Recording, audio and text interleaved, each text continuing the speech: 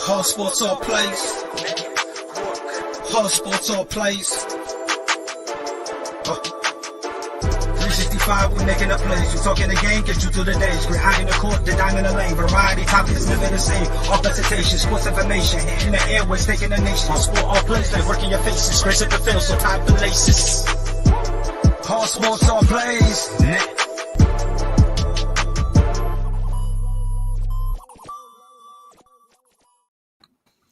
What is up, everyone? Welcome into a return of the Hoosier Huddle. Took, I think, like a 7-8 week hiatus. Because in case some of y'all don't know, I work full-time for the military, and unfortunately that means I have to get up at a ridiculous time in the early morning. So these Thursday night games, especially being on the East Coast time, is brutal for me. So we are back. I got my partner here with me. I got Joe joining me for his first episode of Hoosier Huddle. Joe, how's it going, man?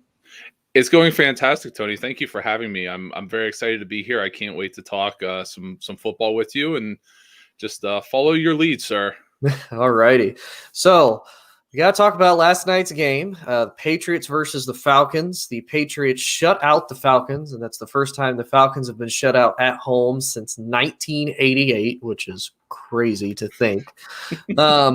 Well, I'll be honest with you. As somebody that's not a Patriots fan, I'm not a Falcons fan either. I think you guys in that Super Bowl broke Atlanta because Atlanta has not been the same since that Super Bowl.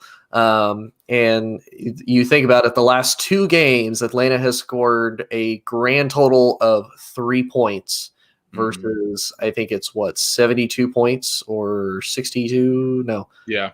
43 and 25. They've been blown out 68 points to 3. So that's not good, Tony. Right. So give me your take. What did you expect the Patriots to be able to put this up, or did you expect the Falcons just kind of be in this downward spiral? Kind of yes to both. I'm wearing my Patriots pullover, by the way, so I was perfectly ready for this topic. Yeah, you're absolutely right about the Falcons. I mean, Arthur Blank dancing really ended up being just the greatest self-own of all time. Dancing up when they went up 28-3 on the Patriots in the Super Bowl. Last night's game specifically, I expected the Patriots to be pretty vanilla on offense and defense. You're playing a game 4 days later. They're coming up to a really tough stretch of games with their schedule, the Bills twice, Indianapolis, Tennessee, things of that sort. So they do have a tough schedule coming up. So this game, I didn't expect anything fancy. I didn't see anything fancy.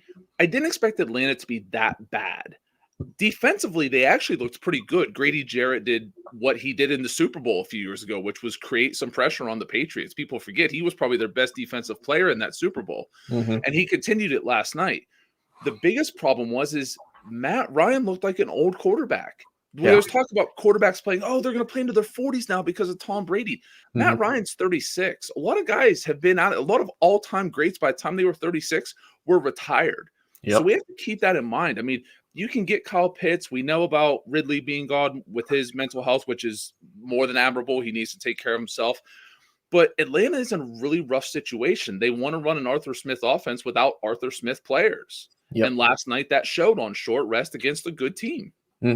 I'd agree. And I'll be honest with you, this Falcons team has been so interesting ever since that Super Bowl, because you look at that Super Bowl and even after that, when we look at all the games that Atlanta has played and they just completely just break down, this is a team that has shown when they had Julio, when they had Calvin Ridley, they didn't have Pitts yet, but they had these guys that would be able to make plays, and they offensively would hang with the absolute best of them.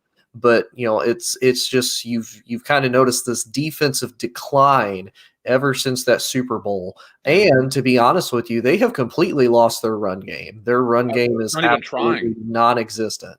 They went from having two of the best running backs to me, probably having one of the best two-headed power back running combo in Tevin Coleman and Devontae Freeman, to they have Mike Davis and Cordell Patterson. Like that's all they've got. And Patterson didn't play in the game last night, so a lot of that went on Davis. Sorry, I wasn't trying to cut you off there. The biggest problem is we saw it in the short yardage situation. They're calling plays like Derrick Henry is back there.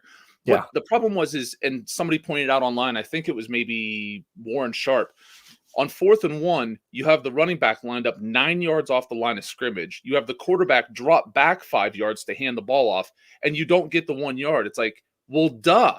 Like, again, they're just – I don't know if they were expecting Julio when they drafted Pitts.